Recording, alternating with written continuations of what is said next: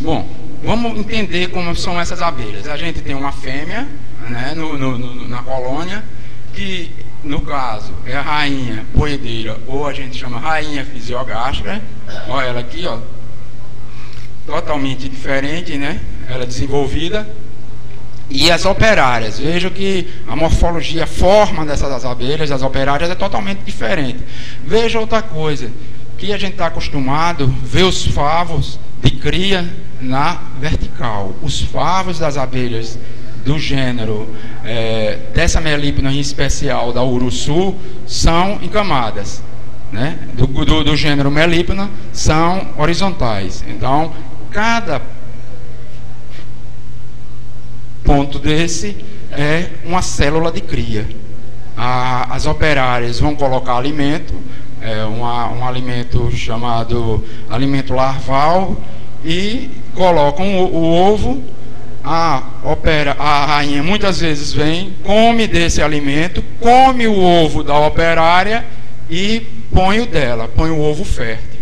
É diferente do processo de alimentação das apes. A abelha brasileira é uma coisa interessantíssima, né? E você tem as operárias, elas não reproduzem, no caso, elas reproduzem, mas não vingam, e os machos, que são os zangões. No caso das abelhas sem ferrão, a maioria dos zangões, quando eles atingem a idade fértil, né, elas expulsam. Os zangões vivem fora, certo? Não vivem na colônia. É outra coisa que é um pouco diferente da apis. A gente tem que se comparar com a apis, né, porque a apis é mais conhecida. O próximo. Ora, o que é meliponicultura? É a criação racional de abelhas sem ferrão. Tem vários gêneros, ó. Tem melípona, tetragona, trigona, frisiomelita, prébé, são vários gêneros. No caso da apis, só é o gênero apis, da abelha com ferrão. E ela tem os nomes populares, ó, uruçu, jandaíra, jataí, arapuá, moça branca, mosquito. E essas abelhas, gente, são as abelhas nativas, elas são do Brasil. Que é o seguinte: como é que entraram as apis aqui no Brasil, né? As apis entraram quando, do descobrimento do Brasil, vieram os jesuítas, né, para rezar as missas, né, os padres jesuítas, e eles precisavam de quê? Das velas, né, da vela. E eles não conheciam a criação de abelhas, não conheciam essas abelhas, trouxeram as abelhas do gênero apis, na produção de cera, eles produziam as velas. Então foi assim que iniciou a entrada do gênero apis no Brasil. Depois teve o caso em 58 do Kerr, que introduziu a africana, fez o cruzamento e tem essa abelha hoje que a gente chama africanizada. É um híbrido muito bom, muito produtivo e, vamos dizer assim, menos defensivo. Mas essas abelhas do gênero melípona, as abelhas sem ferrão, já estavam aqui. Os índios, os caboclos já sabiam mexer com ela. Então elas estavam nos biomas aqui. Quando a gente, não foi a apis que acabou com as abelhas sem ferrão, foi o homem quando acabou com os biomas. Por quê? Porque aí as abelhas sem ferrão, elas são muito específicas, né? Ela não muda o hábito alimentar. Quando você traz uma jandaíra para criar aqui na região da praia, do litoral, ou na região da mata, essa abelha não vinga. Por quê? Por problemas de temperatura. Ela está acostumada com as plantas, se alimentar com as plantas de lá, ela não muda o hábito alimentar, e também com as temperaturas, a variação de temperatura para ela. Algumas abelhas sem ferrão, elas vivem em determinadas áreas, em determinados biomas.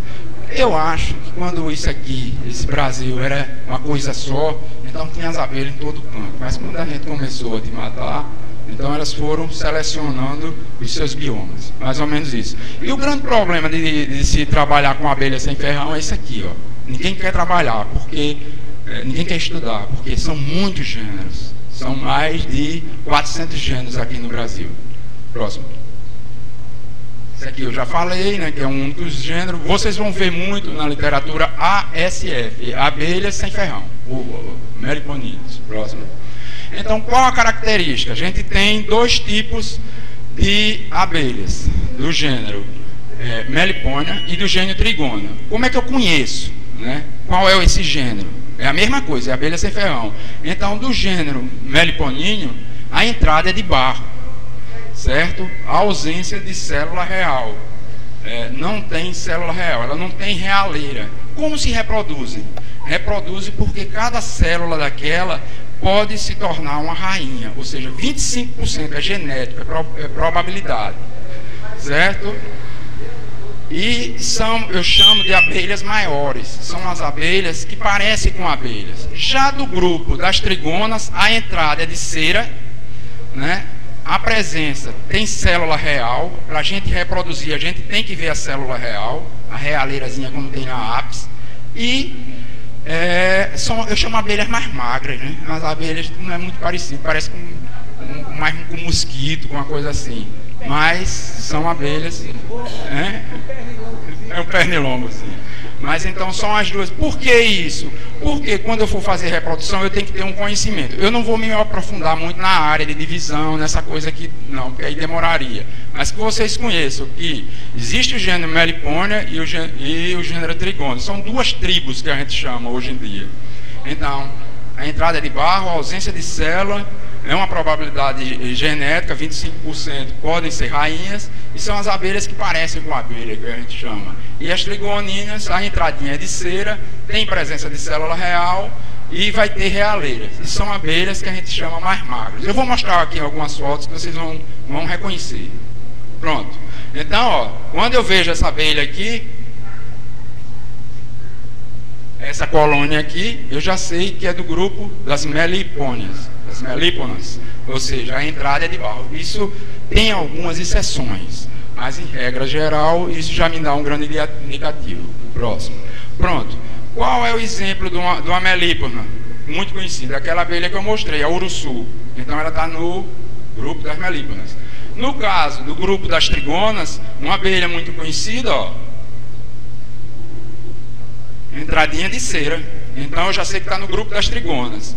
E essa é o que? A jataí. Jataí, certo? Então, no primeiro caso, a divisão vai ser de uma forma. No segundo caso, no grupo dessas, eu preciso ter célula real. Próximo. Bom, olha aí. Cada célula dessa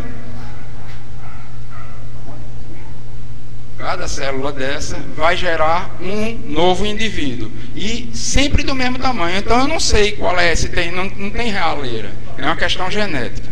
Certo? A gente divide os discos, 25% tem a probabilidade de ser rainha. É um mecanismo simples, só a gente praticando, conhecendo, a gente reproduz isso rapidamente. Próximo. E no caso das trigonas, ó, da jataí, olha essa célula aqui, ó. Como ela é bem maior, é uma realeira aí. Então, para a gente fazer a divisão, a gente tinha que ter essa situação, ou seja, tinha que ver uma realeira e fazer a divisão. Próximo. Moça branca, a Frisiomelida do Ordeline, a famosa moça branca. Olhe o cacho. Isso aqui é tudo cria. Olha o formato desse ninho. Ó. Um cacho de uva. Então, já é uma composição do ninho diferente das anteriores. É um mundo, cara. Isso aqui é... Olha aqui, ó. É uma realeira. Então, ela está no grupo das trigonas. Próximo. Então, quais as espécies que ocorrem aqui em Alagoas? Olha, eu fiz um trabalho em 2003, eu apresentei um trabalho num seminário lá em Japaratinga. E o pessoal de Água Branca viu, aí me convidou para ir para Água Branca, né? Dizendo que tinha muita abelha sem ferrão. Até ignorei, eu digo, um sertão daquele, rapaz, lá tem uma quantidade de abelhas sem ferrão, de espécies inimaginável. Eu cataloguei 12, certo? Espécies. E aqui em União, a gente veio dar outro curso também. Tem uma infinidade de abelhas sem ferrão. Então, Alagoas tem muita abelha sem ferrão. A gente precisa ver e é preciso multiplicar esses enxames de uma forma rápida, né? Porque os espaços também estão diminuindo com as queimadas, com os cortes das árvores. E o meliponicultor, fazendo esse trabalho, começa a ganhar dinheiro e a repovoar as áreas. Então, olha, tem todas essas espécies. Eu conversando com o pessoal de São Paulo, tem município que não tem mais nenhuma espécie de abelha sem ferrão. E a gente tem esse patrimônio genético que não está dando valor. E não está querendo ganhar dinheiro, viu, com essas abelhas. Próximo. Bom, aqui é só para mostrar a entrada de barro da melípona, né? Da uruçu. Eu vou falar muito em uruçu aqui agora, a partir de agora, certo? Porque é uma abelha mais fácil da gente... Volta um pouquinho. Volta um. Pronto, olha a rainha aqui, eu fiz um trabalho, ó. Durante um ano eu marcava essas rainhas para ver se a rainha era a mesma. Odério, você tem toda a razão. Todo ano não tinha mais rainha. Elas trocam de rainha, realmente. Então, inclusive, nessa espécie, todo ano muda de rainha. Ela, quando a rainha vai ficando fraca, ela mesmo num processo de sobrevivência da espécie, não. Aí nós chamei, essa rainha não voa, rainha de melípona não voa. Né? Próximo. Não voa. Aqui é a subnítida, melípona subnítida, a jandaíra, abelha fantástica, que está lá no semiárido, uma abelha que produz muito mel. Nesse trabalho lá em Água Branca, a gente focou muito nessa abelha. E dá um mel saborosíssimo que a gente levou para a Bahia, e inclusive num concurso de mel nós tivemos uma boa classificação, né, junto do maior estado produtor de mel de abelha sem ferrão.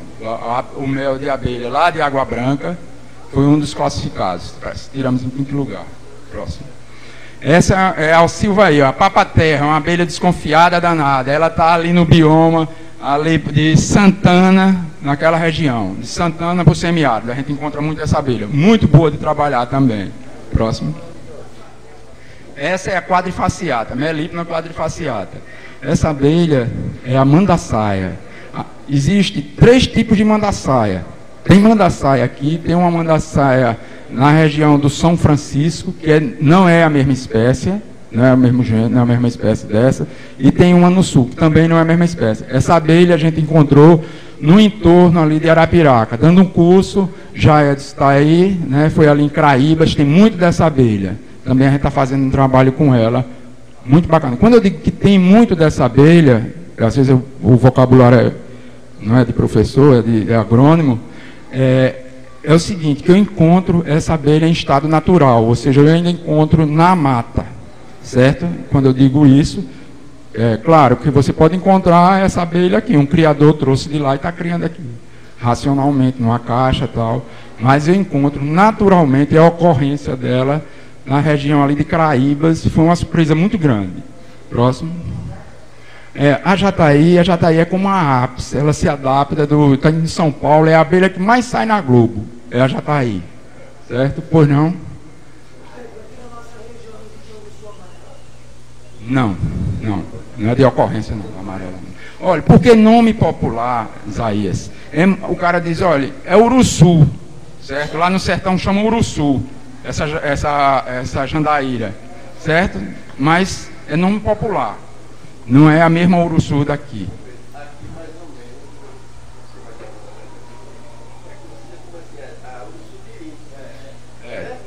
Alguma coisa nesse sentido. Agora, aqui é a jataí, em todo o Brasil. Aqui em Alagoas, ela tem uma ocorrência muito grande na região litorânea. Dentro de Maceió tem muita essa abelha. Ninguém está vendo essa abelha. Tem muita mesmo. Tem muita gente criando já essa abelha, multiplicando. Muito, um mel de excelente qualidade. É diferente o mel de abelha.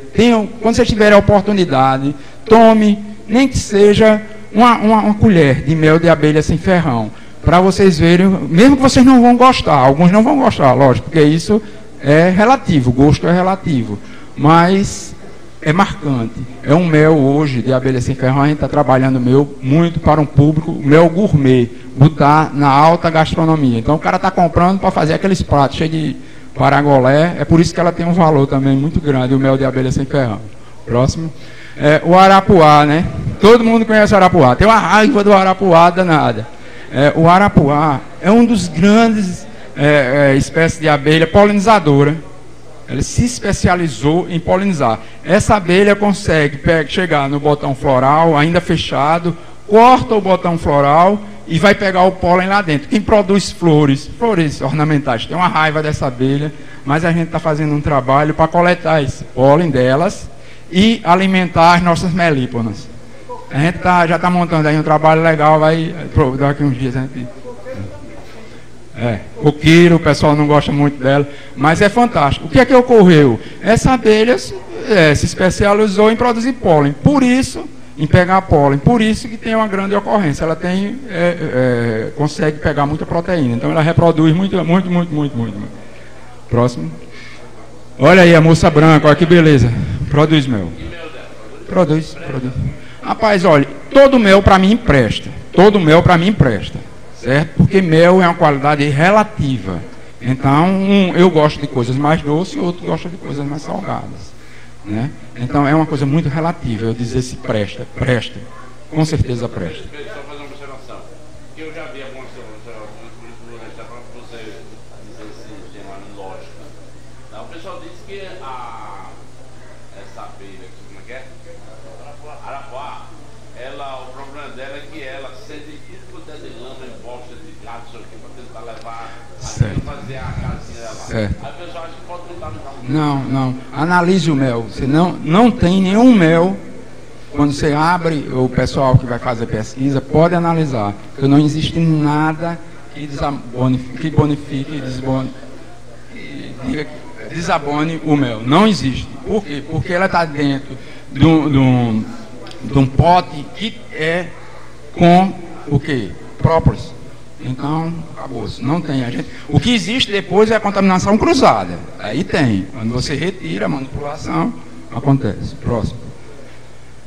Essa abelha é da mesmo gênero da moça branca, tem uma diferença. Isso eu encontrei em Água Branca. Olha o ninho.